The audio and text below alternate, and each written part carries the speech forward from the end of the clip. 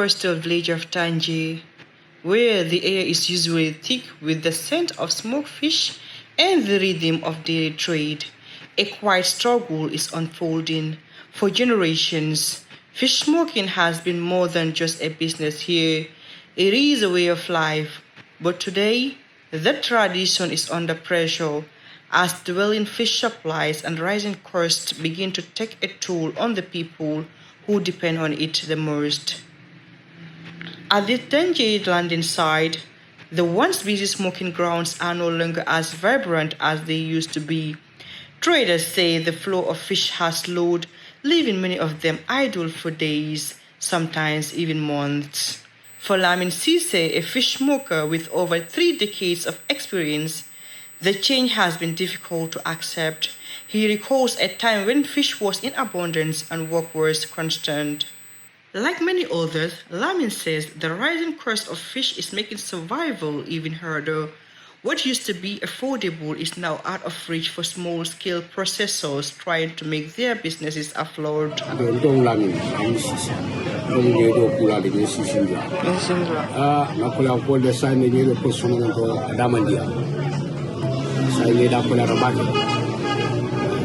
Fish smoking industry has seen a drastic decline in the past. With abundant fish, we were constantly busy. Now demand far exceeds supply, making it incredibly hard to source fish.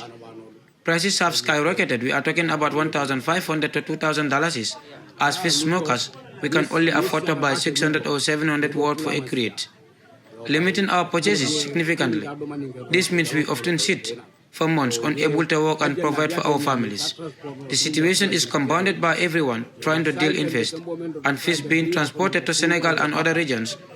This makes it nearly impossible for traditional fish smokers like myself, who have been doing this for over 30 years, to continue. We desperately need government assistance to preserve this vital livelihood. The story is no different from Omar Toure, who has spent more than 40 years in the trade. He says the industry he inherited is not the one he sees today.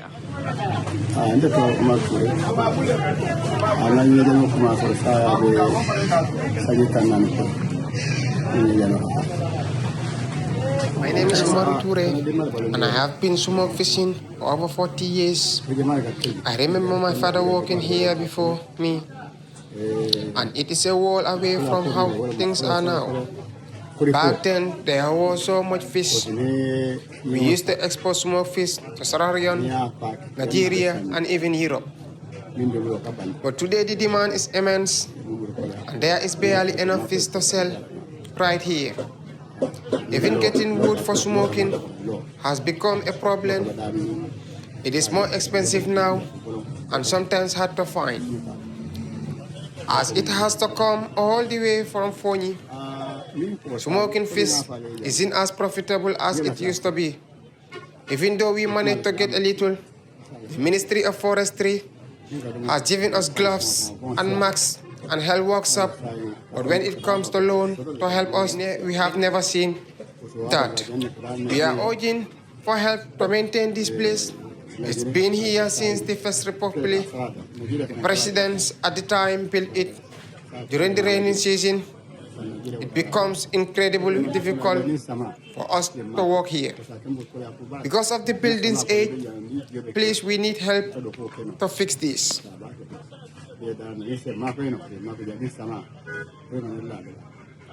He points to the high cost of firewood and the challenges in sourcing it, adding another layer of strain to an already struggling trade. Many of the smokers believe the shortage is linked to increasing fishing pressure at sea, particularly from foreign vessels, which they say is affecting the availability of fish.